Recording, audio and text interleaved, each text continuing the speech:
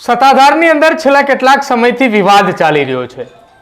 આ વિવાદની વચ્ચે અત્યાર સુધી નરેન્દ્ર બાપુ સોલંકીએ ક્યારેય નહોતા આવ્યા, પરંતુ અચાનક એક પત્રકાર પરિષદ કરવામાં આવી, ત્યારબાદ તેમણે કહ્યું કે આ જે કંઈ પણ થઈ રહ્યું છે એની પાછળ મારો હાથ છે।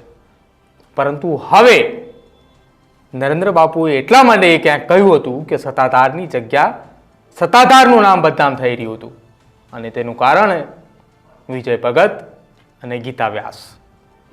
જો કે હવે આખા આ ઘટનાની અંદર એક નવો વળાંક આવ્યો છે। સત્તાધારની અંદર એવું કહેવાય કે સતનો આધાર એટલે સત્તાધાર। જ્યાં રાત્રે 10 વાગે, 12 વાગે, 2 વાગે કે સવારમાં વહેલા 4 વાગે કોઈ વ્યક્તિ જાય તો તેને સત મળતો, તેને ત્યાં આધાર મળતો। પરંતુ આ બધી વાતો અને આ બધી ઇતિહાસ બની ગયું હોય તેવું સત્તાધારની અંદર લાગતું હતું। જો કે હવે આ તમામ વાતોની વચ્ચે આપાગીગાના ઓટલાની એક શરૂઆત થઈ છે।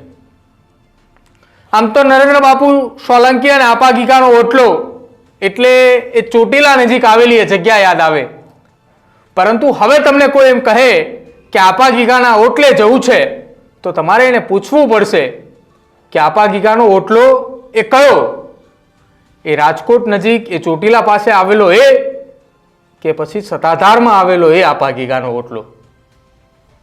આપાગીગાના ઓટલા ખાતે 400 થી 500 લોકોની રહેવા સુધીની વ્યવસ્થાઓ કરવામાં આવી, અને જે સત્તાધારની અંદર જીવરાજ બાપુ સમયે જે વ્યવસ્થાઓ રાખવામાં આવતી હતી એ પ્રકારની તમામ વ્યવસ્થાઓ એ આપાગીગાના ઓટલા ખાતે કરવામાં આવી છે, કે જ્યાં સવારના નાસ્તાથી લઈને રાતના ભોજન સુધીની તમામ વ્યવસ્થા, એટલે કે સત્તાધાર ગયેલો કોઈ વ્યક્તિ ત્યાંથી ભૂખ્યો બહાર ન આવે એ માટેની તમામ વ્યવસ્થાઓ એ આપાગીગાના ઓટલો સત્તાધાર ખાતે કરવામાં આવી છે। અત્યાર સુધી એવું લાગી રહ્યું કે સત્તાધારની અંદર વિવાદ અને વિખવાદ ચાલી રહ્યો છે। આ વિવાદ અને વિખવાદની વચ્ચે અનેક એવી ચર્ચાઓ ચાલી। વિજય ભગતના પૂર્વાશ્રમના ભાઈ નીતિન ચાવડાએ તેમની સામે આક્ષેપ લગાવ્યા। વસંત ચાવડાએ સોશિયલ મીડિયાની અંદર અનેક કોલ રેકોર્ડિંગ વાયરલ કર્યા। જો કે આ ઘટનાની અંદર નરેન્દ્ર બાપુ સોલંકીએ વિજય ભગતને લઈને પણ કેટલાક વિડીયો જાહેર કર્યા, જેમાં ગીતા વ્યાસ પણ દેખાતા હતા। આ સાથે આખી આ ઘટનાની અંદર ગીતા વ્યાસને લઈને પણ અનેક શંકાઓ ગઈ કે ગીતા વ્યાસનું એ ગીતા મહેલ, એમના ગળાનું એ મંગલસૂત્ર, આ તમામ વાતોને લઈને અનેક વખત ચર્ચાઓ થઈ, પરંતુ હકીકત શું હતી અત્યાર સુધી સામે ન આવી।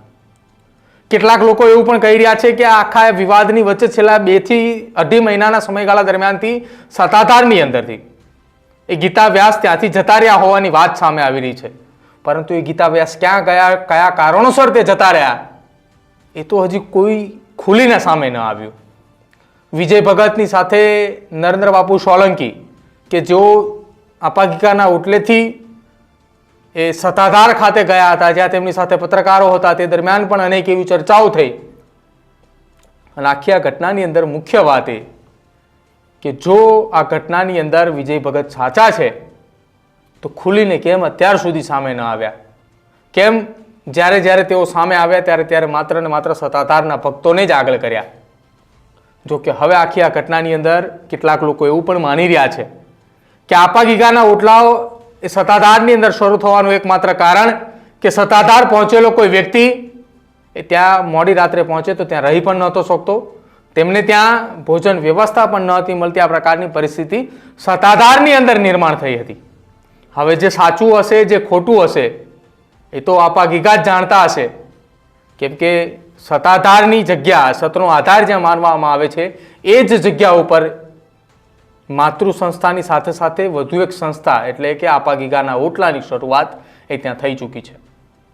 તમારું શું માનવું છે? સત્તાધારની અંદર નરેન્દ્ર બાપુ સોલંકીના એ આપાગીગાની ઓટલાની શરૂઆત થઈ તેને લઈને નરેન્દ્ર બાપુ સોલંકીના એ આપાગીગાના ઓટલાની શરૂઆત થતાની સાથે જ ત્યાં સવાર, બપોર અને સાંજ એ 3 ટાઈમ જમવા સુધીની વ્યવસ્થાઓ કરવામાં આવી છે, અને સાથે સાથે ત્યાં જ તેમને 400 થી 500 લોકો ત્યાં સૂઈ શકે, ત્યાં રહી શકે તે પ્રકારની પણ વ્યવસ્થા એ કરી છે।